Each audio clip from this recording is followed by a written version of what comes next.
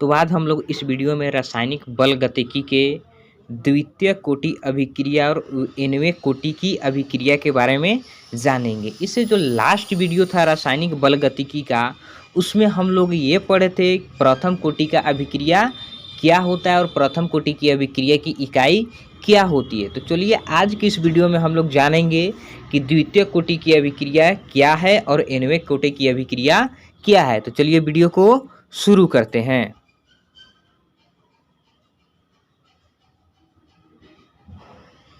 तो यहाँ पर देखिए, सबसे पहले हम लोग ये जान लेते हैं कि द्वितीय कोटि की अभिक्रिया क्या है, सेकेंड ऑर्डर रिएक्शन होता क्या है।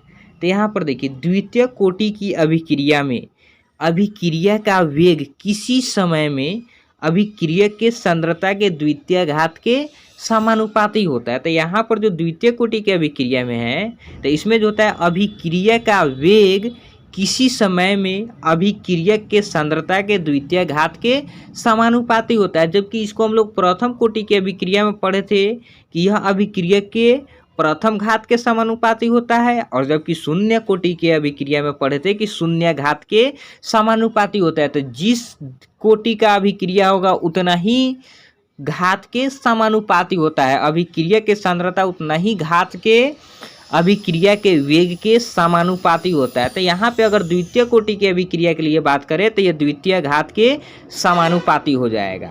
अगर वही प्रथम कोटि था तो प्रथम कोटि में हम लोग प्रथम घात के समानुपाती निकाले थे, वही शून्य कोटि रहेगा तो शून्य घात के समानुपाती हो जाएगा। तो ये एक चीज़ आप लोग को ध्यान में रखना है, जितने कोटि की अभिक्रिया होगा उसमें अभिक्रिया का वेग अभिक्रिया के सांद्रता के उतना ही घात के समानुपाती होता है। तो यहाँ पे द्वितीय कोटि की अभिक्रिया हम लोग देख लिया। अब चलिए इसके मान और व्यंजक को निकाल करके देखते हैं। द्वितीय कोटि की जो अभिक्रिया है, इसकी बल गतिकी क्या होगा और इसका मान क्या होगा। तो इसकी बल गतिकी और मान को देखते हैं। तो इसके लिए भी हम लोग सबसे पहले यहाँ पे एक रिएक्शन लेंगे R और P, जहाँ R हमारा अभिकारक है, P हमारा उत्पाद है। तो यहाँ पे जो अभिक्रिया का वेग है, अभिक्रिया का वेग द्वितीय कोटि अभिक्रिया से लेंगे तो इसमें अभिक्रिया का वेग जो समानुपाती होता है वह अभिक्रिया के द्वितीय घात के समानुपाती होता है। तो यहाँ पे R हमारा अभिक्रियक है तो इसके द्वितीय घात की क्या हो जाएगा, समानुपाती हो जाएगा। तो अभिक्रिया वेग समानुपाती R के पावर 2। तो यहाँ पे वेग बराबर समानुपाती हटाएंगे तो यहाँ पे एक समानुपाती स्थिरांक लगाएंगे के, और यहाँ पे R², और यहाँ पे अभिक्रिया के वेग बराबर हम लोग जानते हैं, अभिक्रिया के वेग बराबर होता है -dr/dt। अगर अभिकारक के लिए निकालना चाहते तो -dr/dt, और उत्पाद के लिए निकालना चाहते तो प्लस में dp/dt हो जाता है। तो यहाँ पर ये अभिक्रिया का वेग और ये अभिक्रिया का वेग, दोनों अभिक्रिया का वेग यहाँ पे हो जाएगा बराबर। तो यहाँ पे दोनों अभिक्रिया के वेग को हम लोग बराबर कर देंगे। तो यहाँ पे हो जाएगा -dr/dt बराबर -dr/dt बराबर यहाँ पे हो जाएगा kr²। अब यहाँ पे हम लोग क्या करते हैं, ये जो R² है वो R के तरफ ले आ देते हैं और dt को k के तरफ चेंज कर देते हैं। तो यहाँ पे dr/, हो जाएगा R² और बराबर यहाँ पे हो जाएगा k dt हो जाएगा, बराबर यहाँ पे k dt हो गया। अब यहाँ पे क्या करते हैं हम लोग, दोनों तरफ जो है अब समाकलन कर देते हैं। दोनों तरफ समाकलन करने पर ये जो है इसके दोनों तरफ समाकलन कर दे रहे हैं। तो यहाँ पे जब समाकलन करेंगे तो यहाँ पे हो जाएगा -dr/r² बराबर यहाँ पे हो जाएगा k dt। अब यहाँ पे देखिए, अब इसका समाकलन तोड़ेंगे तो यहाँ पे समाकलन तोड़ने के बाद dr/r² का जो समाकलन है वो हो जाएगा 1/r, और यहाँ पे k dt है, यहाँ पे हमारा कितना है k dt। तो k dt का हो जाएगा यहाँ पे t और k का k, और इसमें समाकलन स्थिरांक जोड़ते हैं तो समाकलन स्थिरांक प्लस c जोड़ देंगे। अब यहाँ पे जैसे देखिए, यहाँ पे जो इसका समाकलन निकला है, तो जैसे यहाँ पे ये समाकलन जैसे ऐसे निकाल लेते हैं, यहाँ पे हमारा माइनस है तो माइनस रहेगा ही, और यहाँ पे जो ये R² है तो R² ये नीचे से ऊपर जाकर के कितना हो जाएगा, R के पावर -2, और यहाँ पे dr है तो dr हो जाएगा। अब x के पावर n वाले फार्मूला पर तोड़ेंगे तो ये R के पावर -2 + 1 हो जाएगा ऊपर भी, और नीचे भी हो जाएगा -2 + 1 हो जाएगा और यहाँ पे माइनस रहेगा तो यहाँ पे क्या हो जाएगा माइनस आर के पावर -1 हो जाएगा। आर के पावर -1 -2 में से +1 जाएगा तो यहाँ पे कितना हो जाएगा आर के पावर -1 और नीचे भी -2 +1 हो जाएगा -1। अब तो यहाँ पे ये माइनस माइनस प्लस हो जाएगा और ये आर के पावर -1 है जो प्लस होने के लिए 1/r ऊपर से कहाँ आ जाएगा नीचे आ जाएगा। तो अगर यहाँ पे अगर बट्टा में r² हो, अगर बट्टा में हमारा कितना होना चाहिए r² हो या r के पावर 3 हो तो इसको नीचे से ले जाके नीचे से ऊपर ले जाके पावर को माइनस में करके इसका समाकलन को x के पावर n वाले जो समाकलन के सूत्र होता है उस पे उसको तोड़ देते हैं। सिर्फ 1/x रहे, सिर्फ कितना रहे 1/x, तब उसको हम लोग log x पे तोड़ते हैं। अगर 1/x के अलावे अगर दूसरा कोई भी आ जाता है पावर में -1 आ जाता है या -2 आ जाता है या 3 4 जितना भी आ जाता है तो वह सब को हम लोग किस पे तोड़ेंगे x के पावर n वाले फार्मूला पे तोड़ेंगे। तो यहाँ पे समझ में आ गया कि यहाँ पे जो dr/r² इसका समाकलन 1/r कैसे आया है। तो यहाँ पे आपको समझ में आ गया। तो यहाँ पे dr/dr² है इसका समाकलन हो जाएगा 1/r बराबर यहाँ पे k और dt का समाकलन तो t होता है क्योंकि dx का x तो dt का t और प्लस समाकलन तोड़ने के बाद समाकलन स्थिरांक लगाते तो यहाँ पे प्लस c हो जाएगा। तो अब यहाँ पे हम लोग क्या करते हैं, अब यहाँ पे अगर यहाँ पे यदि यहाँ पे t बराबर 0 हो तो r बराबर r0 होंगे। प्रारंभिक में अगर t बराबर 0 जब समय शुरू नहीं किया गया होगा तो यहाँ पर जो r का ये जो सांद्रण है ये r के सांद्रण r0 अर्थात r0 प्रारंभिक सांद्रता है तो यहाँ पर r जो है प्रारंभिक सांद्रता r0 के बराबर होंगे। तो यहाँ पे क्या हो जाएगा, अब यहाँ पे t बराबर 0 और r के जगह पे r0 को मान रखते हैं तो यहाँ पे 1/r है तो 1/r के जगह पे हो जाएगा r0 क्योंकि यहाँ पे r बराबर r0 है तो यहाँ पे 1/r0 हो जाएगा प्लस यहाँ पे k आप बराबर यहाँ पे हो जाएगा हमारा k गुने 0 प्लस c। तो k में 0 से गुना कराएंगे 0 अर्थात c का जो मान है वह c का मान हमारा निकल गया, c बराबर यहाँ पे हमारा निकल गया 1/r0 हो जाएगा। तो यहाँ पे जो c का मान है यहाँ पे c बराबर निकल गया 1/r0। तब इस c के मान को हम लोग समीकरण 1 में रख देते हैं। तो c के मान को समीकरण 1 में रखने पर तो समीकरण 1 हमारा यहाँ है तो इस समीकरण 1 में c के मान को रख देते हैं। तो समीकरण 1 में c के मान रखेंगे तो 1/r बराबर KT प्लस 1/r0 हो जाएगा क्योंकि यहाँ पे c है तो c के जगह पे 1/r0 बाकी जो हमारा 1/r बराबर KT या प्लस 1/r0। तो यहाँ पे जो 1/r0 तो इसको प्लस से इस साइड ले जाएंगे तो माइनस हो जाएगा, तो माइनस हो जाएगा तो यहाँ पे हमारा हो जाएगा KT बराबर 1/r, यहाँ पे KT बराबर हो जाएगा 1/r minus 1/r0।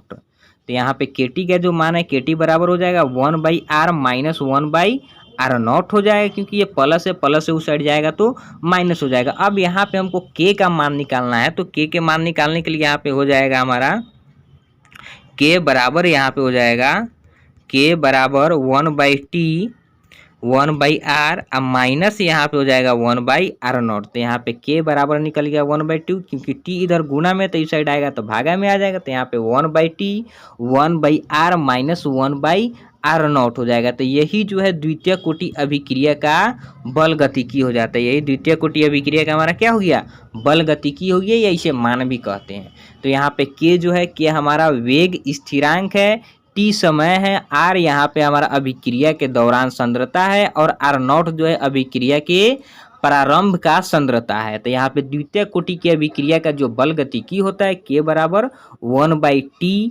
Into 1/r minus 1/r0 होता है। तो अब द्वितीय कोटि की अभिक्रिया के बल गतिकी को समझ लिए। तो अब यहाँ पे देखिए nवें कोटि की अभिक्रिया के लिए, अब यहाँ पर देखिए nवें कोटि की अभिक्रिया के लिए अर्थात अगर सपोज करते हैं यहाँ पे अगर तृतीय कोटि की अभिक्रिया होता तो क्या होता, तो यहाँ पे कुछ नहीं, तृतीय कोटि की अभिक्रिया होता तो जहाँ पे यहाँ पे 2 है तो यहाँ पे हमारा कितना हो जाता 3, सभी के जगह पे कितना हो जाता 3। तो यहाँ पे जब हम लोग समाकलन तोड़ते तो समाकलन तोड़ने के लिए क्या हो जाता है यहाँ पे r के पावर -3 जाता, तो -3 करते तो क्या हो जाता r के पावर कितना होता -3 + 1, -3 + 1 और नीचे भी आता -3 + 1 अर्थात यहाँ पे कितना हो जाता हमारा r के पावर हो जाता -2 बट्टा -2, अर्थात यहाँ पे आर आया है तो यहाँ पे आ जाता है कितना हमारा 1/2 आर आ जाता है। यहाँ पे 1 बाई कितना आ जाता है 2 आर आ जाता है, क्योंकि आर के पावर -2 है तो नीचे से आकर के ये प्लस हो जाता है, नीचे आकर के क्या हो जाता है आर के पावर -2 है तो नीचे आके आर के पावर +2 आ जाता है। अर्थात यहाँ पर जो हमारा मान आता वह मान कितना आता है 1/2 आर स्क्वायर आता है, 1/2 आर स्क्वायर। अर्थात तृतीय कोटि के लिए निकालते तो यहाँ पर जो हमारा मान है तृतीय कोटि के लिए, तो यहाँ पर जो मान है हमारा कितना आ जाता 1 बाई, इसमें भी 2 आर आता और इसमें भी 2 आर नॉट आता। तो यहाँ पे हम लोग क्या करते 1 बाई यहाँ पे 2t कॉमन निकाल लेते और यहाँ पे क्या हो जाता है 1 बाई आर स्क्वायर हो जाता और -1 बाई आर नॉट का स्क्वायर हो जाता है, 1 बाई आर नॉट का स्क्वायर हो जाता है। इसी तरीके से अगर चतुर्थ कोटि का निकालते तो जहाँ जहाँ 2 है वहाँ वहाँ 3 हो जाता था। इसी प्रकार के nवें कोटि की अभिक्रिया के लिए अर्थात 2 से अधिक, अगर यहाँ पे हमको कोटि निकालना है n बराबर 2 से अधिक के लिए, तो उसके लिए देखिए nवें कोटि की अभिक्रिया के लिए, तो nवें कोटि के लिए अभिक्रिया के लिए हमारा मान यहाँ पे हो जाएगा जो ये हमारा प्रथम कोटि की अभिक्रिया से है, सॉरी यहाँ पे द्वितीय कोटि अभिक्रिया से होता है k बराबर 1/t और 1/r माइनस 1/r नॉट। तो यहाँ पे क्या हो जाएगा t, जैसे अभी बतलाएं अगर तृतीय कोटि के लिए निकालते तो यहाँ पे हो जाता 2t।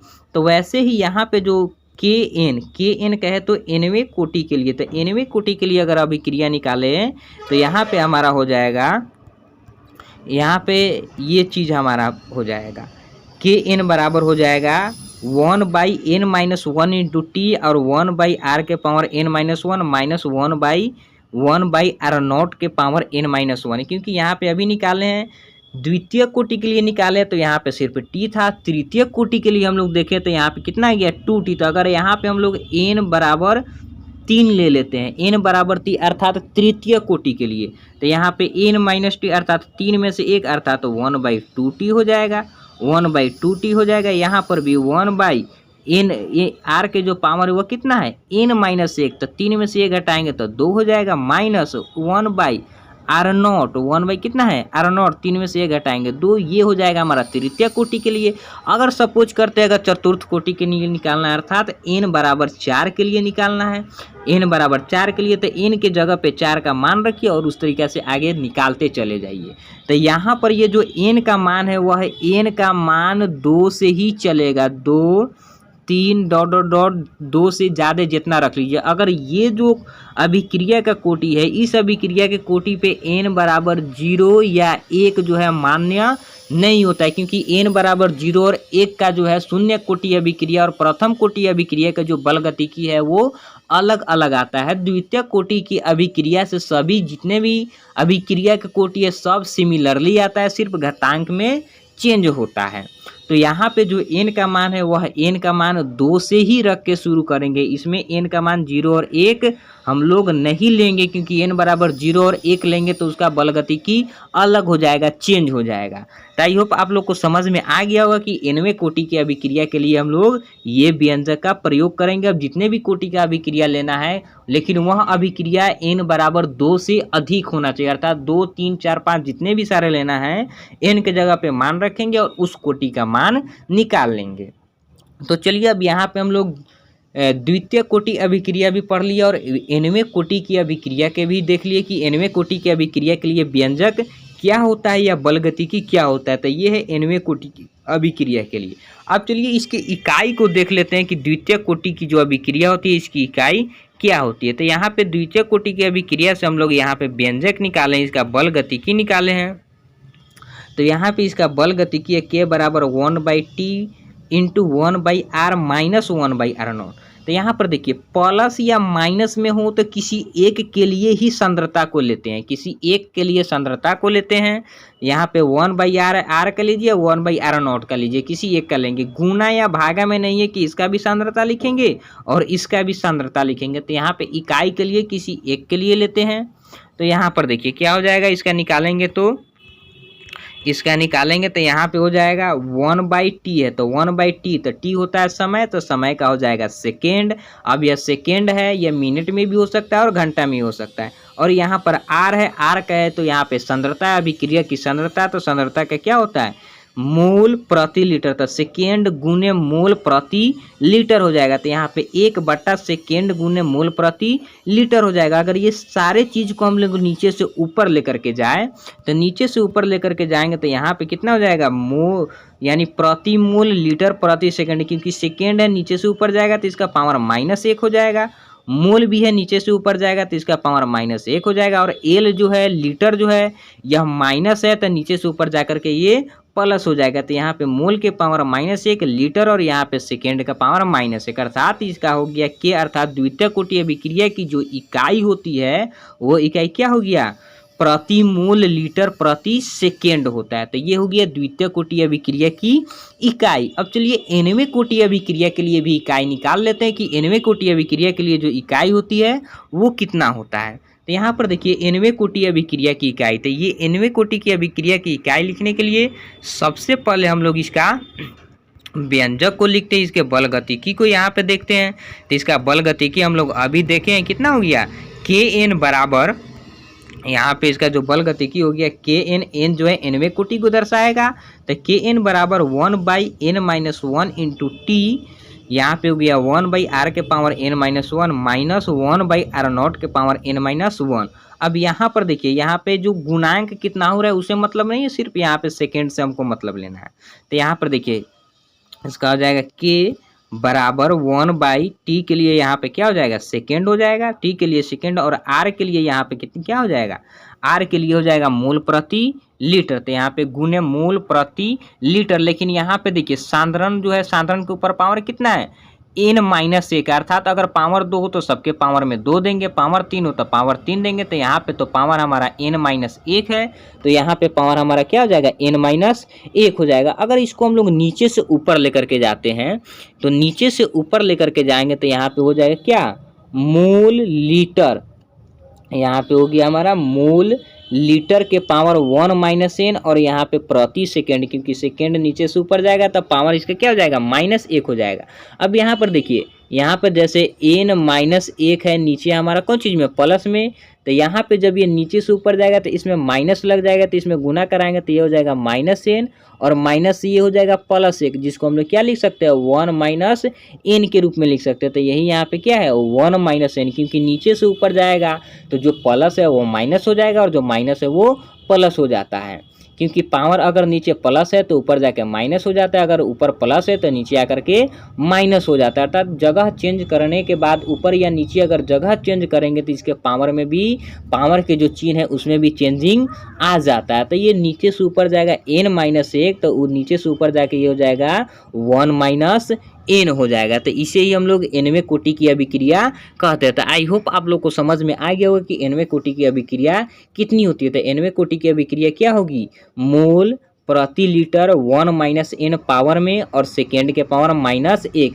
इसी तरीके से अगर पांचवें कोटि की अभिक्रिया की भी इकाई निकालना है तो n के जगह पे मान रख देंगे, उसका मान निकल जाएगा पांचवें कोटि का भी। अगर 10वें कोटि का भी अगर निकालना है, सपोज कर लेते हैं अगर दे दिया कि 5वें कोटि का निकालिए चौथे कोटि के लिए, तो यहाँ पे क्या करेंगे, यहाँ पर जो है 1-n, तो यहाँ पे सिर्फ घटा देंगे 1-4, ये किसके लिए हो गया, n बराबर 4 चौथे कोटि के लिए। तो यहाँ पे क्या हो जाएगा, मोल प्रति लीटर के पावर कितना हो जाएगा, -3 हो जाएगा, -3 हो जाएगा, और यहाँ पे प्रति सेकेंड है तो प्रति सेकेंड यहाँ पर रहेगा। तो इस तरीके से आप किसी भी कोटि का निकाल सकते हैं। लेकिन यहाँ पर जो n का मान है, यह n का मान 2 से ही अधिक होना चाहिए। एक बात आप लोग को याद रखना है कि यहाँ पर n का मान जो है वह 2 से अधिक होना चाहिए। n का मान 0 और 1 नहीं होना चाहिए, क्योंकि 0 और 1 जो होता है उस पर उसका अलग हो जाता है, चेंज हो जाता है उसका बल गतिकी।